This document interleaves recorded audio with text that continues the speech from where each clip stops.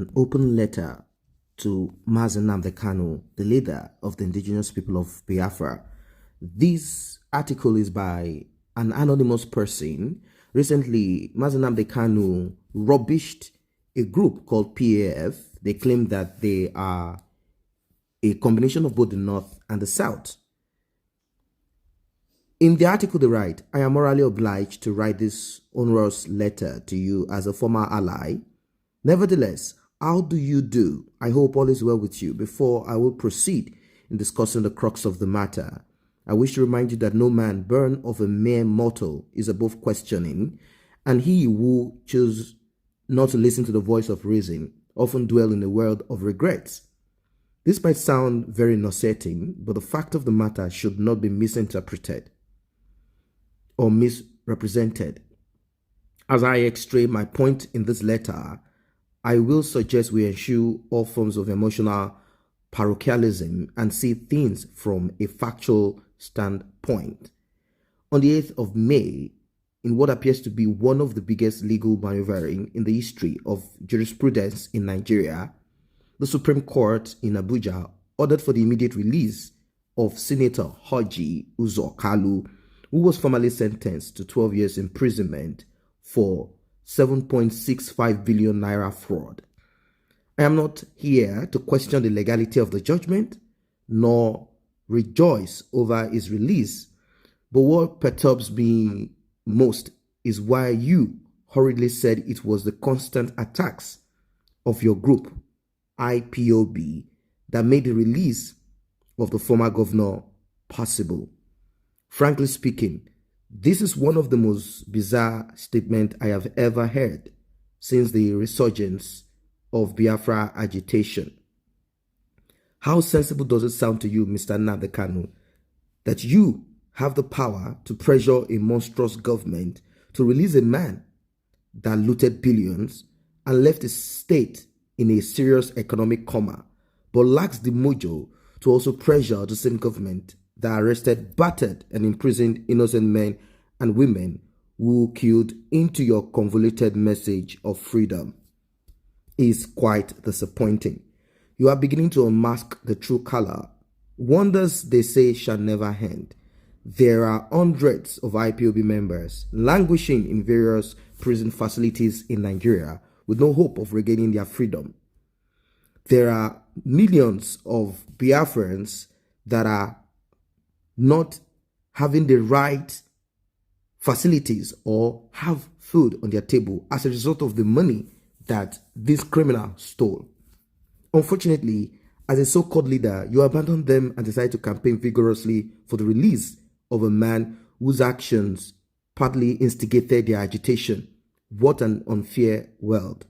Mr. Nnamdi Kanu, for taking credit in the release of Orji Uzor Kalu, I can categorically liken your action to that of a shepherd who cowardly abandoned his sheep when the wolves came knocking.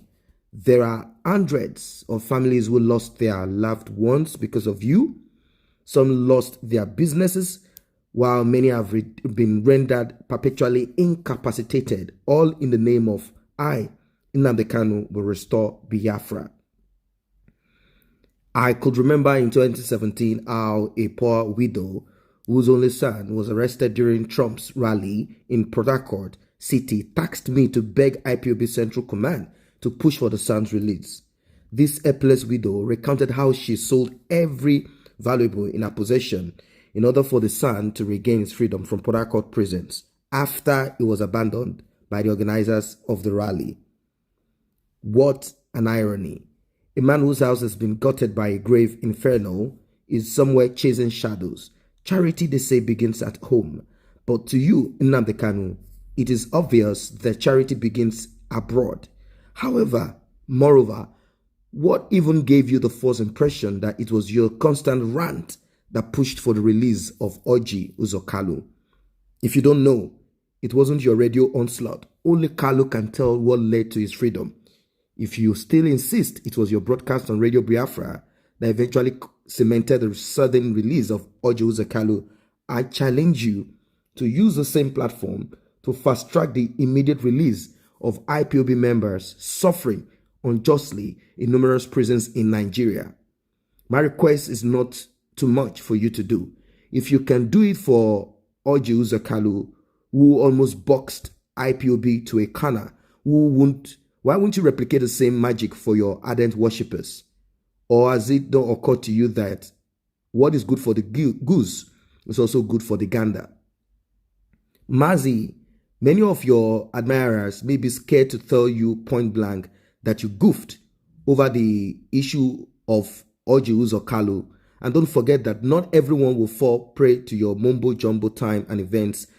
I've reinforced that fact that Radio Biafra London has been clandestinely hijacked to hatch all forms of political patronage for its proprietors. Don't get it twisted because the whole saga is already playing out. However, I know that a lot of your emotionally unstable followers will defiantly misconstrue the essence of this letter, and I am also aware that some of them who are mentally wanting will resort to all kinds of unprintable abuses as their own way of responding to my lofty message. But does that really count? It does not. What matters most is that the content of the letter has been laid bare without minding whose ox is God.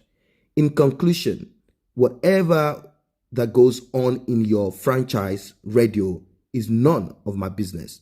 The major thing that prompted the drafting of this letter is your double standard attitude.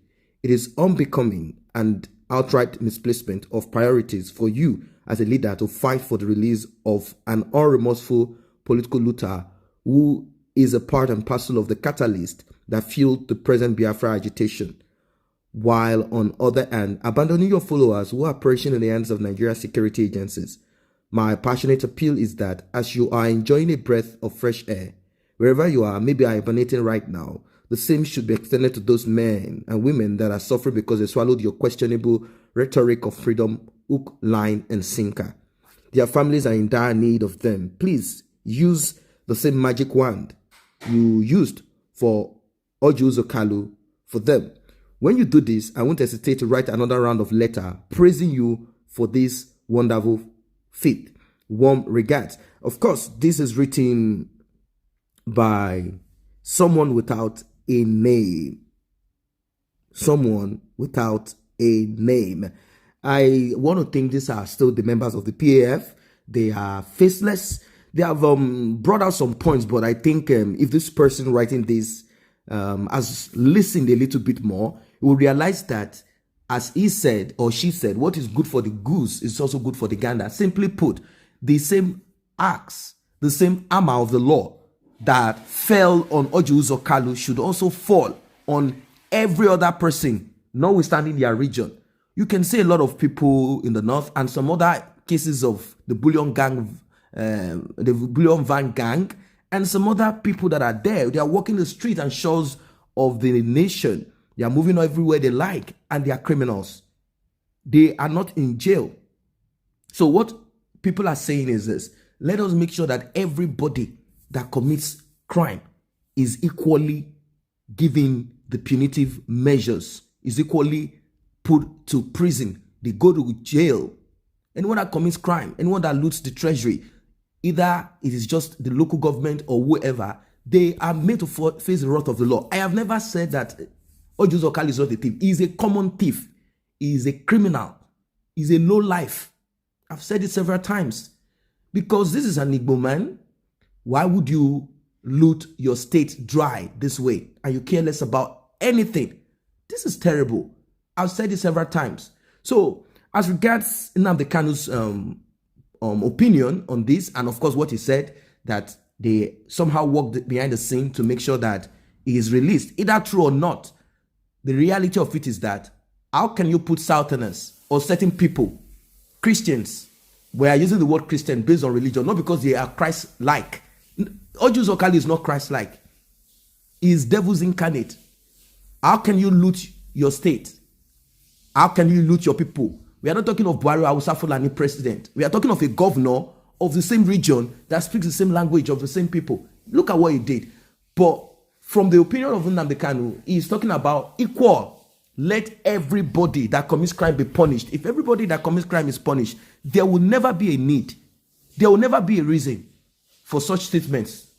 But because certain people are saved, they are the sacred cow. why some people are persecuted, incarcerated, then nobody should be in jail. But nevertheless, if we have to still look at it one way or the other, we have to call a spade a spade.